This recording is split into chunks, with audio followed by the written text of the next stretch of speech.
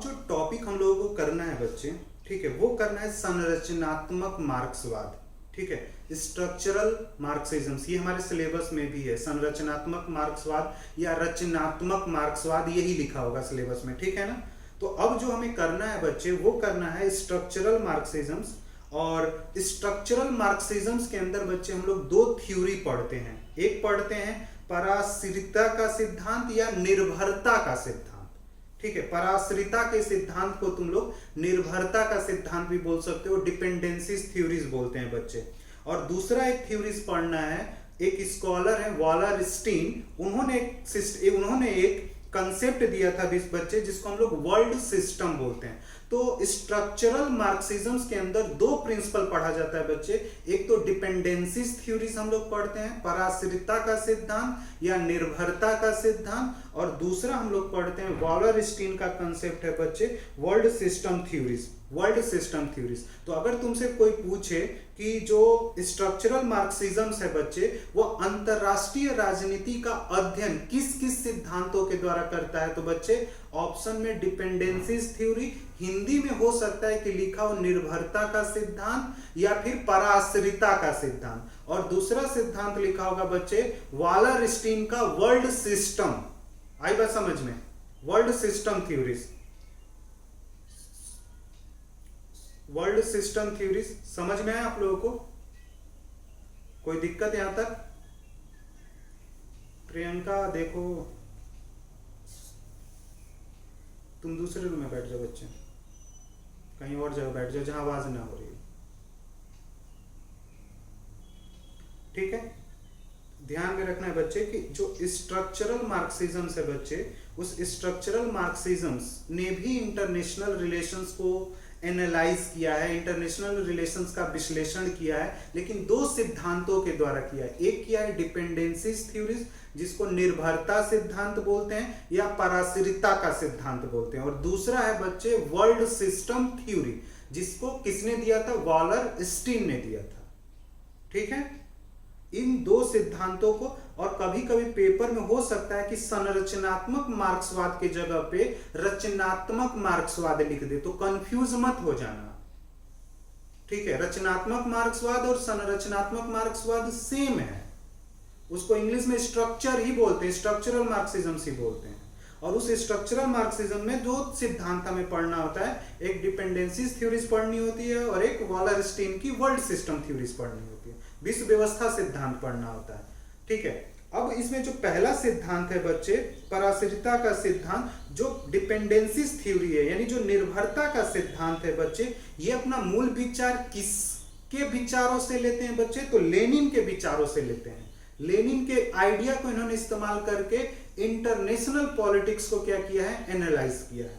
तो आपसे पेपर में क्या क्वेश्चन पूछेगा कि जो निर्भरता का सिद्धांत है या पराश्रितता का या डिपेंडेंसी जो थ्योरी है बच्चे, इन्होंने अपने आइडियाज के लिए किस स्कॉलर के आइडियाज को यूज किया है बच्चे? तो ऑप्शन में लेनिन देखना पड़ेगा। आई बात समझ में? इतना आगे आओ बच्चे, जो डिपेंडेंसीज थ्योरीज है, यानी जो पराश्रितता का सिद्धांत है बच्चे, वो वर्ल्ड को टू पार्ट्स में डिवाइड करता है। जो डिपेंडेंसीज थ्योरीज है बच्चे, जो निर्भरता का सिद्धांत है, वो विश्व को दो भागों में डिवाइड करता है, कोर और परिधि। कोर और परिधि, कोर को हम बच्चे विकसित देश बोल सकते हैं और परिधि को विकासशील देश बोल सकते हैं बच्चे। ठीक है, आई बात समझ में? यानी जो डिपेंडेंसीज थ्योरीज है, उसने वर्ल्ड को क्या कर दिया? दो वर्ग में डिवाइड कर दिया। भाई जो मार्क्सिस्ट थ्योरीज है, उसके अंतरराष्ट्रीय राजनीति को अध्ययन करने का जो आधार है वो क्या है? वर्ग है, क्लास है। तो उसने क्लास के बेसिस पर क्या कर दिया? सोसाइटी को टू पार्ट्स में डिवाइड किया, कोर और परिधि। कोर में कौन से देश आएंगे बच्चे? विकसित देश आएंगे, डेवलप्ड कंट्री। और जो परिधि कंट्री है बच्चे, जो परिधि में कौन से आएंगे? आपके विकासशील, यानी कोर और पेरीफेरा। ठीक है, कोर को तो कोर ही बोलते हैं इंग्लिश में, और जो परिधि होती है बच्चे, उसको पेरीफेरा बोला जाता है। पेरीफेरा में कौन सी कंट्री आएंगी? डेवलपिंग कंट्रीज आएंगी, और कोर में जो आएंगी वो डेवलप्ड कंट्री आएंगी। और जो डेवलप्ड कंट्री हैं, वो डेवलपिंग कंट्रियों का क्या करती हैं? एक्सप्लॉइटेशन करती हैं। किस पे? मीडियम ऑफ एक्सचेंज पे। जो विनिमय की असमानता है बच्चे, जो मीडियम ऑफ एक्सचेंज है बच्चे, उसके आधार पे कोर देश परिधि देशों का क्या करते हैं, शोषण करते हैं। ये डिपेंडेंसीज थ्योरीज बोलती है। किसके आधार पे शोषण करते हैं? विनिमय असमानता। क्योंकि विकसित देश जो है बच्चे वो क्या करते हैं, पूंजीवादी देश हैं, उनके पास पूंजी है, वो अपने पूंजी किसको देते हैं, परिधि देशों को देते हैं, और परिधि देशों को अपनी शर्त पर क्या करते हैं, पूंजी देते हैं विकास के लिए, और उस पूंजी पर उनसे क्या करते हैं, अच्छा खासा ब्याज लेते हैं।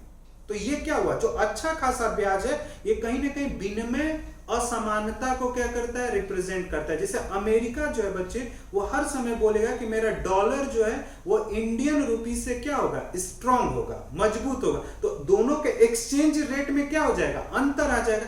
और जिसका स्ट्रांग होता है करेंसीज बच्चे, उस कंट्री को ट्रेड में सबसे अधिक फायदा मिलता है, और जिस कंट्री की करेंसी वीक होती है उसको ट्रेड में बहुत अधिक क्या होने लगता है, नुकसान होने लगता है।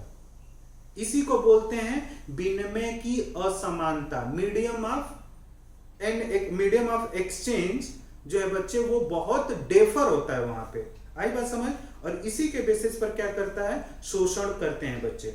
नेक्स्ट डिपेंडेंसीज थ्योरीज के अकॉर्डिंग चीजें बोली गई बच्चे कि जो थर्ड वर्ल्ड कंट्री है वो अविकसित नहीं है, अल्प विकसित है बच्चे, अंडर डेवलप्ड है, वो डेवलपिंग नहीं है। थर्ड वर्ल्ड कंट्रीज को डिपेंडेंसीज थ्योरीज क्या बोलती है कि जो थर्ड वर्ल्ड कंट्री है वो डेवलपिंग कंट्रीज नहीं है, अंडर डेवलप्ड कंट्री है। आई बात समझ में? इतना समझ में है तुम लोगों को? हेलो, इतना समझ में है बच्चे? और ये कंसेप्ट जो है वो किसने दिया है, तो सामिर आमीन और आंद्रे गुंडर फ्रैंक ने। ये नाम तुम्हें ध्यान में रखना है, तुमसे पेपर में पूछा जाएगा कि डिपेंडेंसीज थ्योरीज गिवन बाय, तो सामिर आमीन मिल सकता है ऑप्शन, या फिर आंद्रे गुंडर फ्रैंक। वैसे तो ऑप्शन में आंद्रे गुंडर फ्रैंक ही दिखेगा, और सामिर आमीन का भी नाम आता है बच्चे। तो ये दोनों ने डिपेंडेंसीज थ्योरीज दी थी, और इनकी बुक है बच्चे capitalism and underdevelopment in Latin America, historical study of Chile and Brazil. इन्होंने चिली और ब्राजील को उठाकर क्या किया था, स्टडी किया था, और उसके बेसिस पर उन्होंने बताया था कि जो कैपिटलिस्ट हैं बच्चे, जो पूंजीवादी देश हैं, जो कोर देश हैं, वो किस तरीके से, किन तकनीकियों से परिधि देशों का क्या कर रहे हैं, शोषण कर रहे हैं। तो उसी में उन्होंने बताया कि विनिमय की असमानता, यानी जो एक्सचेंज ऑफ रेट है बच्चे वो क्या कर रहा है, बहुत अलग है। ठीक है, और एक्सचेंज ऑफ रेट जो है वो काफी सपोर्टेबल है, किसके लिए, डेवलप्ड कंट्रियों के लिए, डेवलपिंग कंट्रियों के लिए नहीं बच्चे। आई बात समझ में? यहां पे जब नीचे आओगे बच्चे तो अगला कंसेप्ट है वो है वॉल। ठीक है, अगला कंसेप्ट है बच्चे, वो कंसेप्ट है, ठीक है, हाँ, वॉलरस्टीन जो है बच्चे, उन्होंने जो कंसेप्ट दिया था,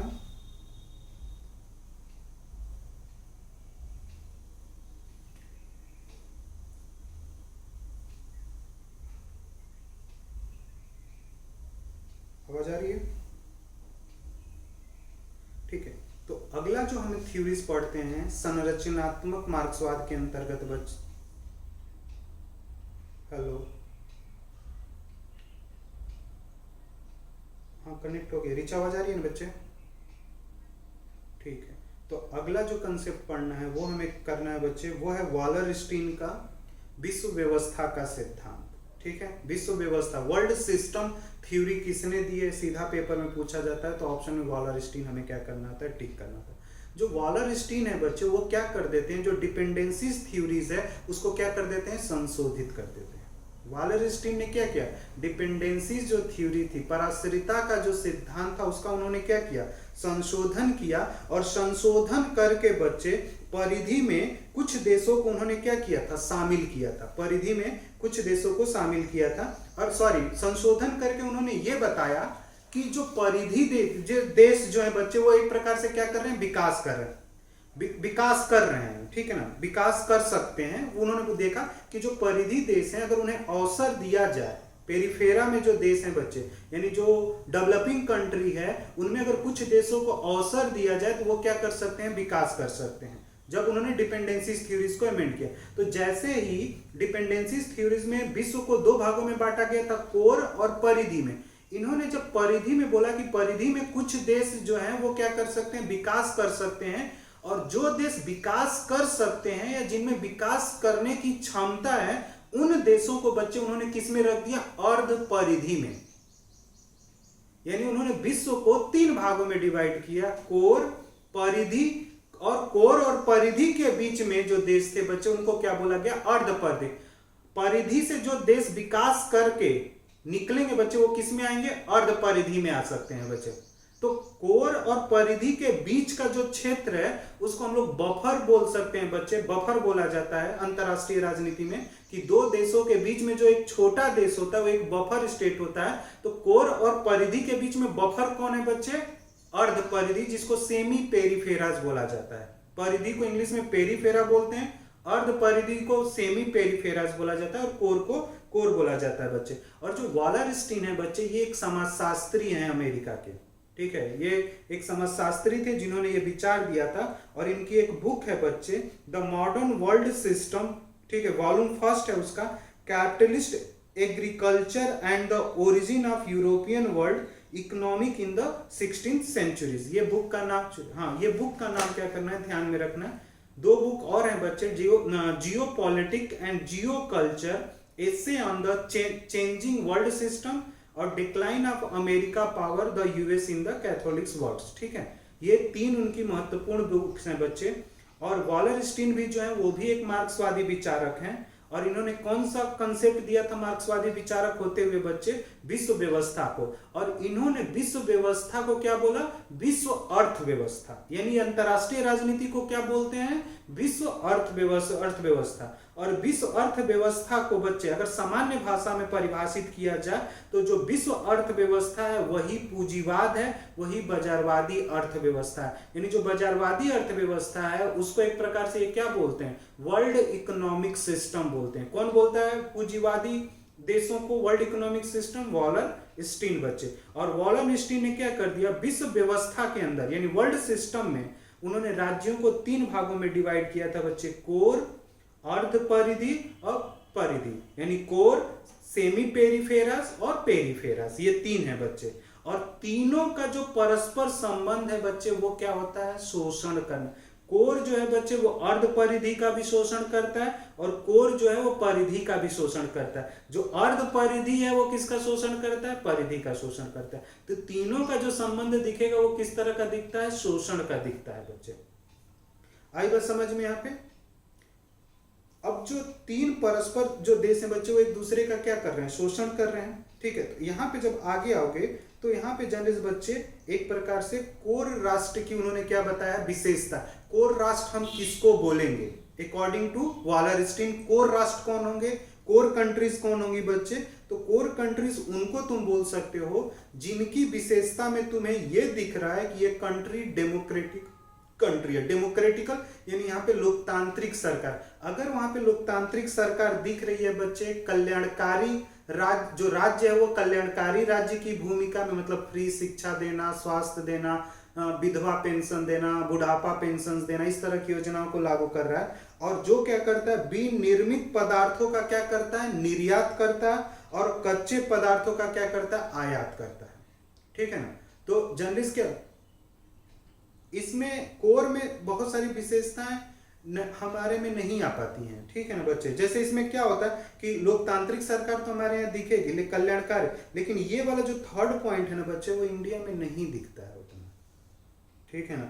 हम निर्यात नहीं कर पाते, मैन्युफैक्चरिंग प्रोडक्ट हम बहुत बड़े लेवल पर निर्यात नहीं कर रहे हैं, ठीक है ना। हमारा यहाँ, ठीक है ना, इंपोर्ट बहुत अधिक हो जाता है मैन्युफैक्चरिंग प्रोडक्ट का, ठीक है लेकिन बहुत कम है। जैसे अमेरिकन जो देश हैं बच्चे या यूरोपीय देश हैं वो भी लोकतांत्रिक हैं, वहां पे भी कल्याणकारी राज्य जो है वो कल्याणकारी राज्य की भूमिका में तुम्हें दिखेगा, और बहुत सारी सुविधाएं एक प्रकार से क्या करता है, वो देता है। तो वहां पे वो चीजें क्या होती है, एक प्रकार से तुम्हें दिखती हैं। आई बात समझ में। लेकिन भारत में तो ऊपर के 2 विशेषताएं दिखती है, लेकिन तीसरी विशेषताएं नहीं दिखती है।